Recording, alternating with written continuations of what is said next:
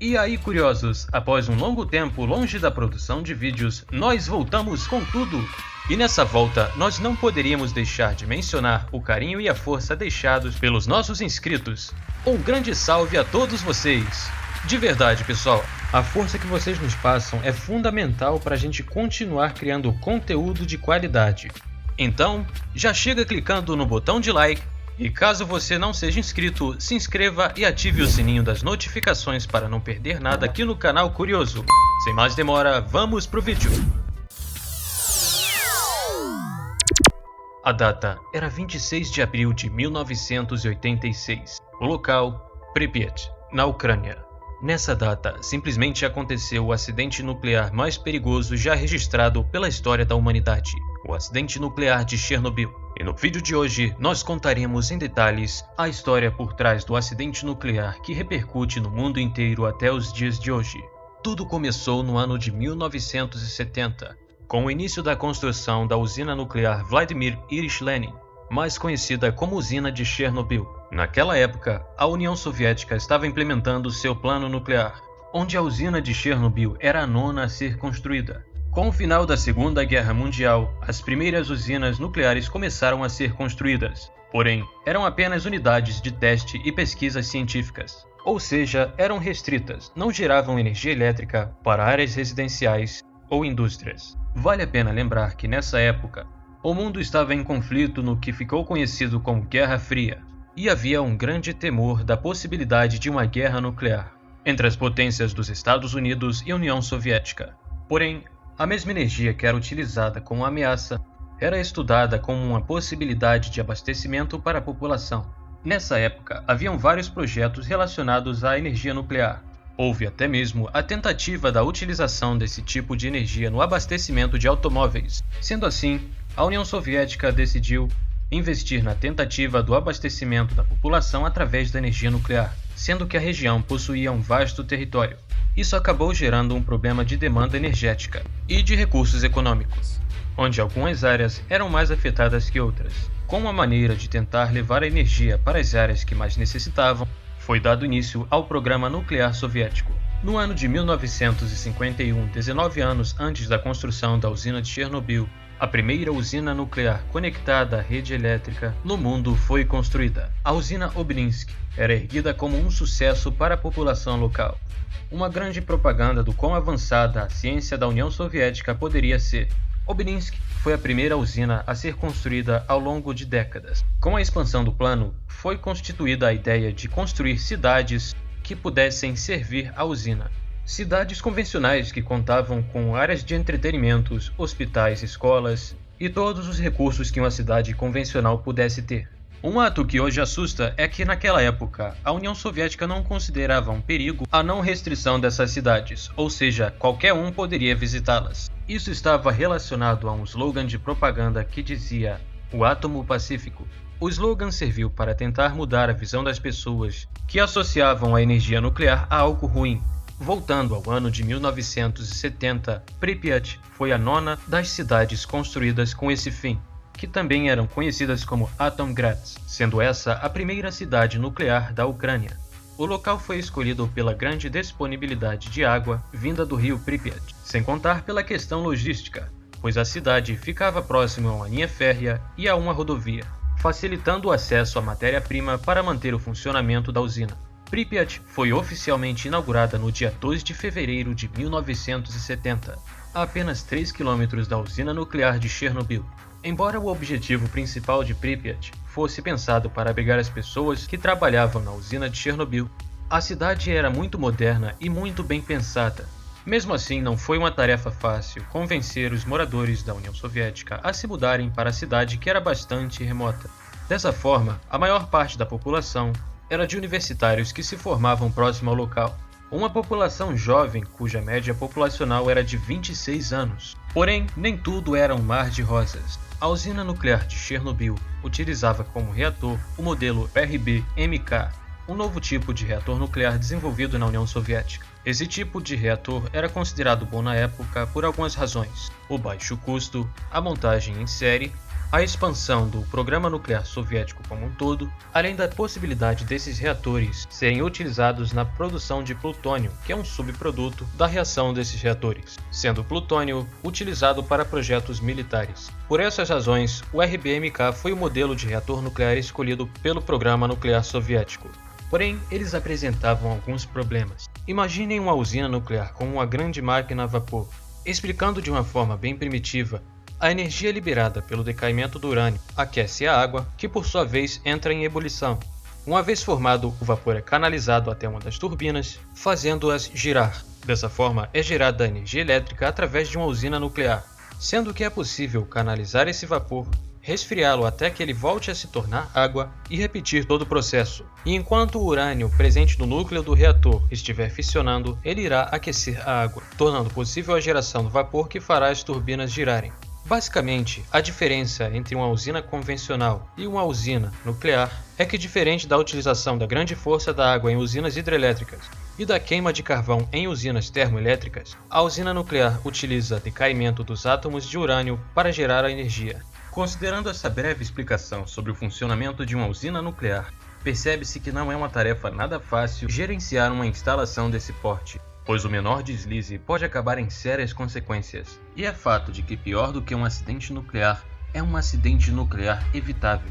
Um grande problema era que os reatores modelo RBMK tinham um design que não favorecia a segurança nem a integridade dos reatores. Isso pois os reatores soviéticos convencionais utilizavam água para resfriar o núcleo. Porém, eles utilizavam também o grafite como moderador.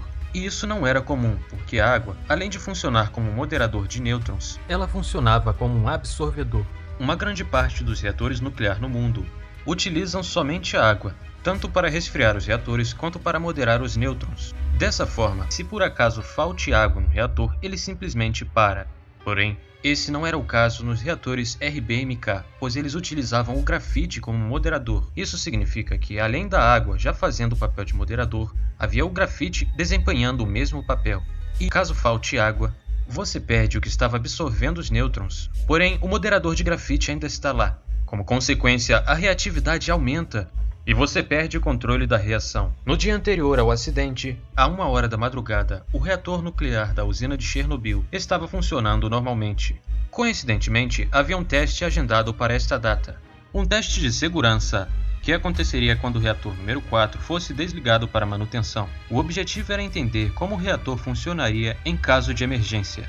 Haviam bombas de água que abasteciam o reator para que ele continuasse em funcionamento. Ironicamente, as bombas precisavam de eletricidade para funcionar. E adivinhem, elas eram alimentadas pelo próprio reator. Então, caso houvesse uma emergência em que essa bomba não funcionasse, haviam 3 outras bombas reservas para substituição da que não estivesse funcionando. Só que havia um grande problema. Essas bombas levavam de 60 a 75 segundos para atingirem sua potência máxima e fazer com que o bombeamento de água acontecesse. Isso significa que em uma emergência os reatores ficariam praticamente 1 minuto sem água, tempo o suficiente para que um acidente muito sério aconteça. A solução para isso foi tentar utilizar uma turbina que continuava rodando mesmo após 45 segundos em que o reator é desligado, por causa do vapor de água que ainda estaria sendo gerado no núcleo.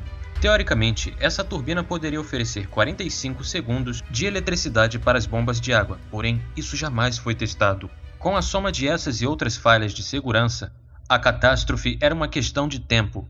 Naquela data, para realizar o teste, os operadores começaram a reduzir aos poucos a potência do reator. Às 13h05, 12 horas após o início do processo, o reator estaria funcionando com metade de sua potência normal. Às 14 horas, a última redução na potência seria realizada e seria iniciado o teste, com o reator funcionando em 30% da sua capacidade normal. Inesperadamente, os controladores da energia elétrica em Kiev, uma cidade próxima de Pripyat, solicitaram a interrupção do teste, pois isso geraria uma alta demanda de energia elétrica, e o funcionamento do reator seria totalmente necessário naquele momento. Só que os operadores da usina deixaram o reator operando em 50% da sua capacidade normal por mais 9 horas. Mais tarde, por volta das 23 horas, os controladores da energia em Kiev permitiram que o teste voltasse a ser executado. E nesse ponto que as coisas começaram a desandar. O teste foi planejado para ser realizado de dia, com uma equipe devidamente preparada. Porém, naquele horário, o turno do dia já tinha ido embora. e o teste seria continuado pelos operários do turno da noite que não estavam devidamente preparados para a operação. Às 0 horas, o novo turno havia assumido o teste. Para que o teste acontecesse, o reator precisaria estar operando a potência de 700 MW, potência que foi atingida às 0 horas e 5 minutos. Só que com toda a reviravolta a essa etapa do teste, um subproduto da reação, o xenônio 135, que absorve nêutrons, estava começando a se acumular. Este processo, que é conhecido como envenenamento do reator, faz com que a potência dos reatores diminua, mesmo que nenhum procedimento seja feito para que isso aconteça. Mais ou menos por essa hora, começou uma discussão entre o supervisor do turno da noite e o chefe engenheiro da usina. O supervisor dizia que o manual do funcionamento da usina devia ser respeitado e que não deveria ser estabelecido um valor menor do que de 700 MW. Porém, o chefe engenheiro da usina, que possuía um cargo mais alto, insistiu na ideia de que 200 MW era uma potência segura. Dessa forma, o chefe, que tinha um cargo superior, deu a última palavra e o procedimento de teste continuou. Por causa do envenenamento de xenônio, o reator ficou com uma potência muito baixa. Quando ela chegou em 5% do mínimo necessário para a realização do teste, os operadores de teste resolveram retirar a maioria das hastes de controle para que a potência fosse aumentada novamente. Só que a essa hora o reator estava cada vez mais instável. Eles conseguiram atingir novamente a potência de 200 MW, porém o envenenamento de xenônio estava cada vez mais forte, comprometendo o funcionamento adequado do reator. À 1h21 da manhã, um dos trabalhadores que estava próximo ao reator notou que a tampa das hastes de controle estava pulando sem parar em cima do reator. Nesse ponto, todas as bombas responsáveis pelo abastecimento de água nos reatores estavam funcionando com pouca energia. O perigo só ia aumentando. Nesse momento, bolhas de vapor começaram a se formar na água que deveria resfriar o núcleo. E aí que está o problema. O vapor, diferente da água líquida, não consegue absorver os nêutrons gerados pela reação radioativa. Isso fez com que a situação saísse totalmente do controle. Conforme mais água ia se tornando vapor, o único elemento que absorvia os nêutrons era retirado da jogada, uma consequência da retirada das hastes de controle naquele momento. A única coisa restante eram os já mencionados moderadores de grafite, porém esses faziam a reação ocorrer mais rapidamente. O reator chegou a 120 vezes a potência normal de operação. Cada vez mais vapor estava se acumulando na tubulação, até que o pior aconteceu. O reator explodiu. Com a explosão, a tampa de 1000 toneladas que ficava sobre o reator foi arremessada. E não para por aí, o núcleo agora estava exposto. Conforme o oxigênio entrava no núcleo, o grafite, que servia de moderador e estava exposto, começava a pegar fogo. A situação era tão complicada que o ar que entrava no reator reagia com a água e os metais do tubo, gerando hidrogênio. Logo após, ocorreu uma outra explosão. Essa segunda foi tão forte que quebrou o teto do reator. A liberação de radiação estava fora de controle, liberando partículas radioativas na atmosfera. 2 minutos após o acidente, bombeiros de Pripyat foram chamados. Há relatos de que os bombeiros foram chamados sem saber qual era o incidente que iriam enfrentar. Sem nenhum tipo de proteção especial, muitos dos bombeiros lutavam bravamente contra o fogo. Muitas das vezes, os mesmos chutavam blocos de grafite que estavam altamente radioativos para longe, sem saberem do perigo com que estavam lidando.